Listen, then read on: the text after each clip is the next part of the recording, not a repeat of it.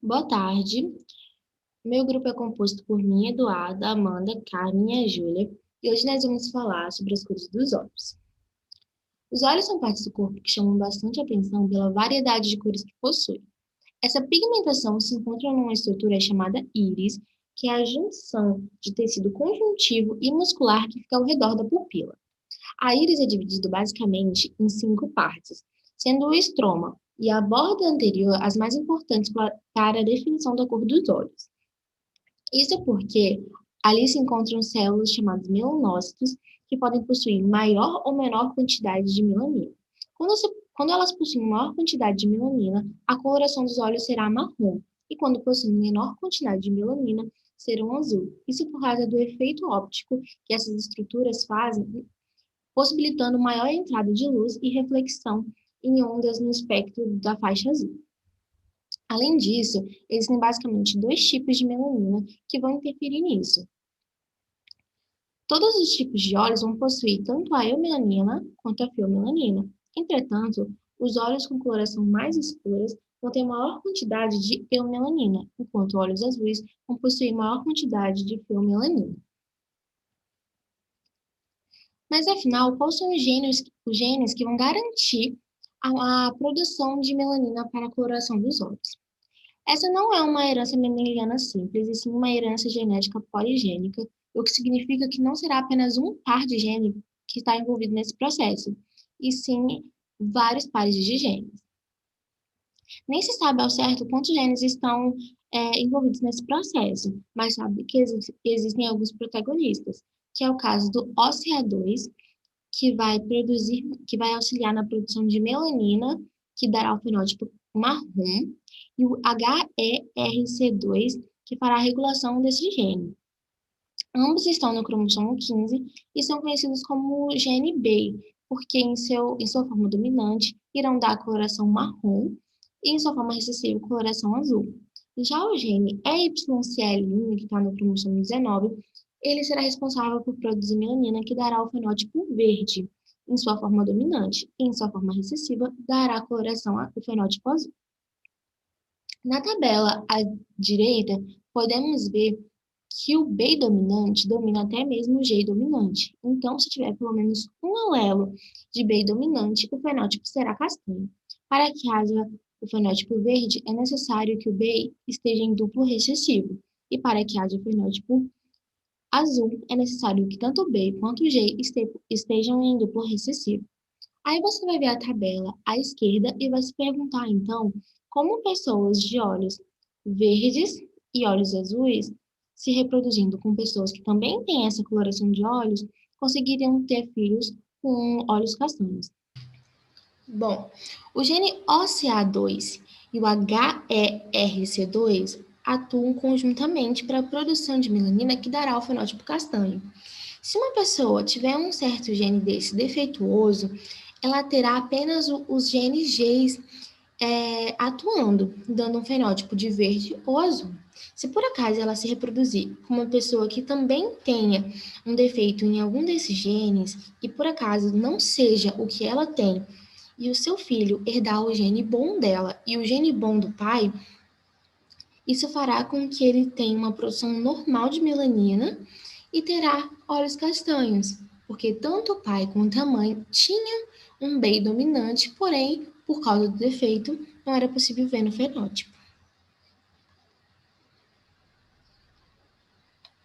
Bom, agora eu trouxe para vocês o exemplo de um pesquisador que se destacou nos estudos dos olhos de cor azul.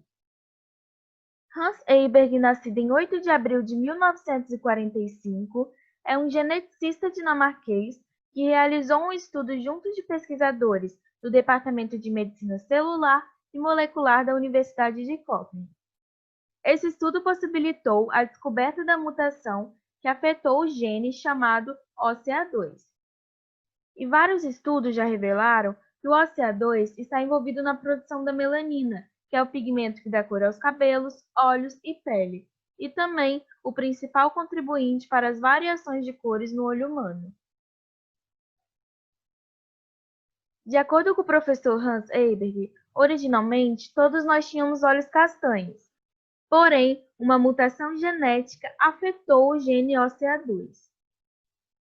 A partir dos seus estudos, então, foi possível entender que essa mutação está localizada dentro do gene HERC2, que é responsável pela regulação de OCA2, e que com isso resultou na criação de um interruptor, que acabou desligando a capacidade de produzir óleos castanhos.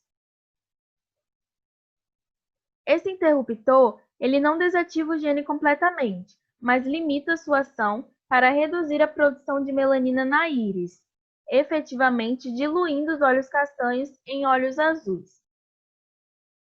E esse efeito do interruptor no gene, ele é muito específico, pois se o OCA2 fosse completamente desativado, nós seres humanos não teríamos melanina nos cabelos, olhos ou na cor da nossa pele, que seria a condição conhecida como albinismo.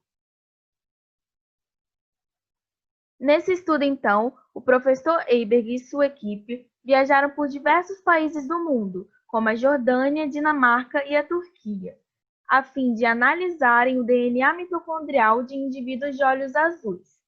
DNA esse que, como sabemos, é transmitido apenas pela mãe.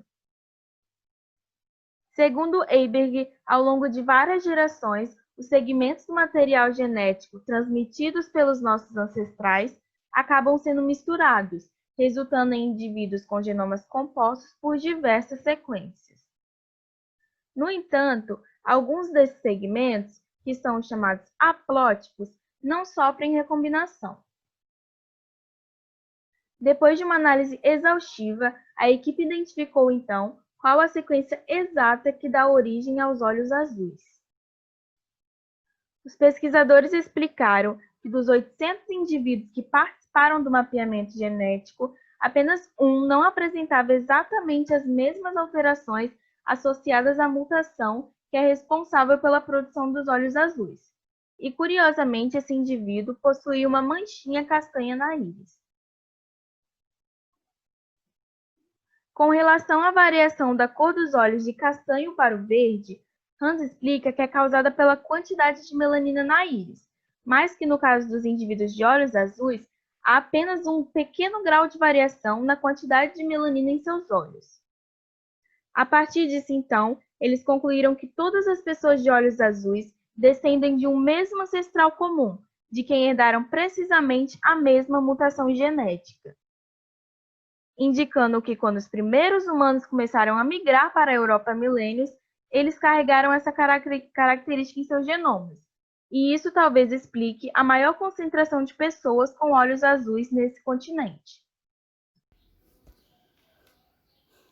Um exemplo emblemático acerca dessa mutação que afeta o gene OCA2 é a população da ilha de Cabo Verde, famosa pela grande concentração de pessoas que simultaneamente apresentam um fenótipo de pele escura e olhos claros.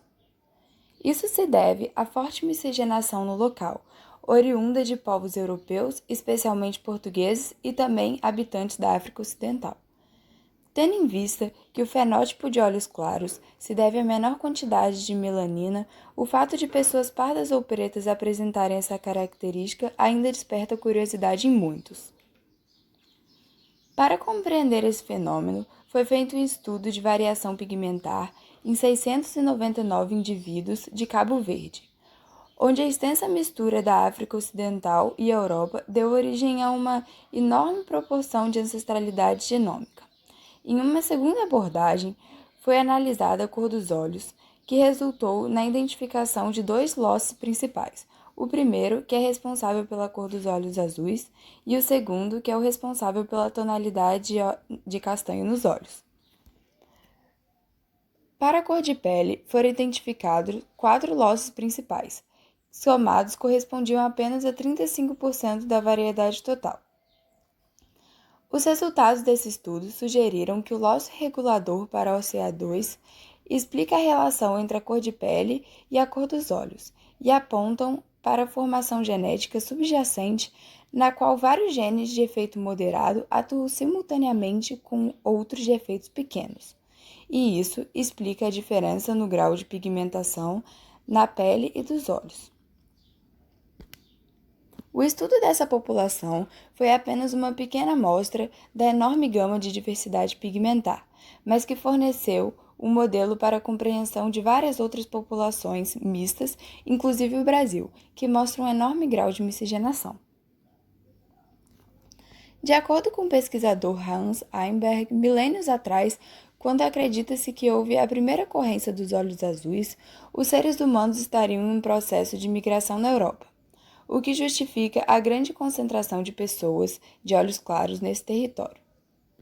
Já no século XVI, dá-se início ao processo de colonização no Brasil, que até então era habitado somente pela população indígena, que por ser geograficamente isolada dos povos europeus, não apresentava o fenótipo dos olhos claros.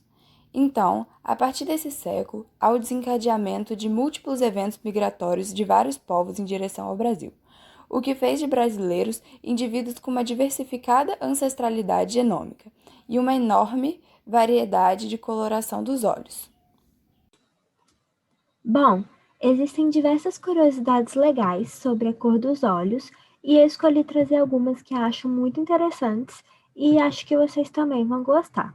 A primeira é sobre o porquê dos bebês nascerem com o olho de uma cor e essa cor ir se modificando ao longo dos meses.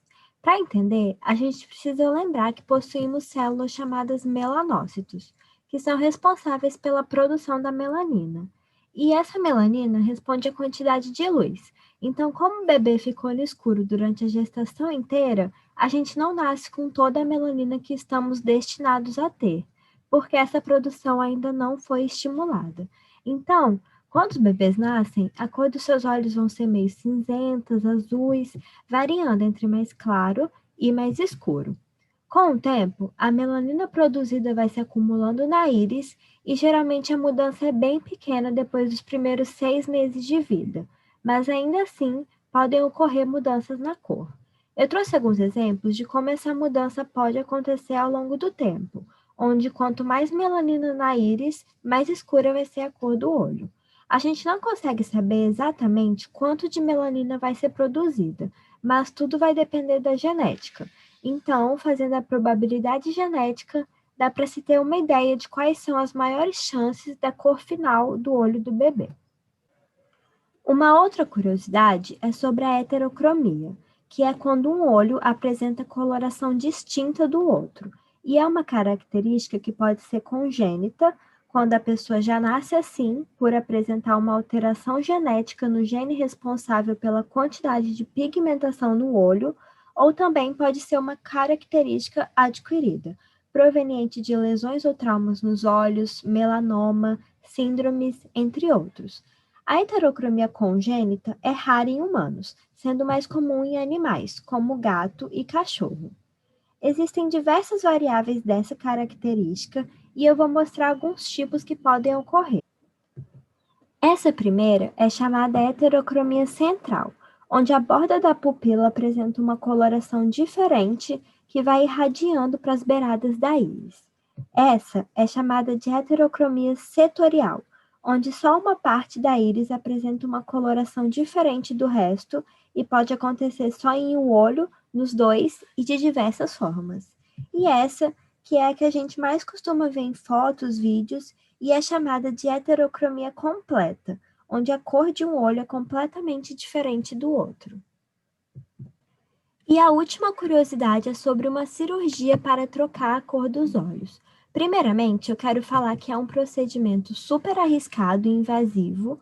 Ele não é permitido aqui no Brasil, nem nos Estados Unidos e nem na Europa, e também não apresenta nenhuma comprovação científica de segurança. Mas eu resolvi falar porque existe, tem relatos e acho importante a gente saber disso. Essa cirurgia pode ser realizada de duas formas: com a inserção de uma lente artificial ou com laser. No procedimento com a lente, é feito um corte na córnea e inserido a lente artificial de silicone em cima da íris, o que é muito perigoso, porque a íris é móvel, então fica se mexendo e facilmente o corpo vai rejeitar essa lente que está sendo um corpo estranho no olho. O procedimento com laser é super rápido, em torno de 20 segundos, e ele meio que queima a pigmentação do olho que fica localizada na íris.